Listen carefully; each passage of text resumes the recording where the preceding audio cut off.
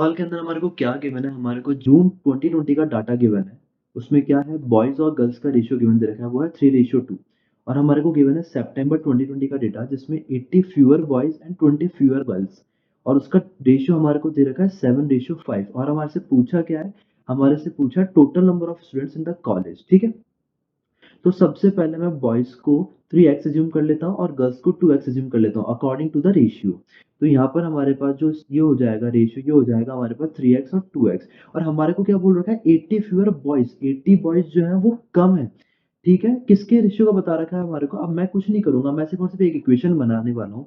हमारे को जो पहला रेशियो दे रखा है 3:2, वो हमारे को दे रखा है, ये दे रखा है हमारे को जून का। और हमारे को सितंबर का जो रेशियो दे रखा है, वो सितंबर का जो रेशियो हमारे पास है, वो है हमारे पास 7:5। अब इस रेशियो में और इस रेशियो में क्या फर्क है, इस रेशियो में सिर्फ इतना सा फर्क है कि इस रेशियो के अंदर ये 20 फ्यूअर गर्ल्स है और 80 फ्यूअर बॉयज है। तो इसको मैं ऐसे लिख लूंगा कि 3x माइनस 80 अपॉन में 2x minus 20 is equals to 7/5। अब यहाँ से हम सबसे पहले हमारी x की वैल्यू निकालेंगे, तो ये क्या हो जाएगा, 5 3 15, x minus 400 is equals to 14x minus 140। और यहाँ से हम x की वैल्यू निकाल लेंगे, तो हमारी जो x की वैल्यू आएगी वो कितनी आने वाली है, हमारी x की वैल्यू आने वाली है 260।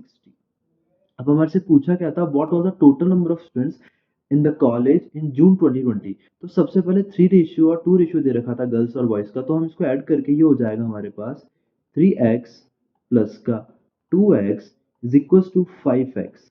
और x की वैल्यू हमने अभी निकाली है, तो मैं वो वैल्यू यहाँ पे पुट कर दूंगा, ये हो जाएगा 5 multiply by 260 is equals to, तो यहाँ पे हमारे को मिलने वाला है 1300।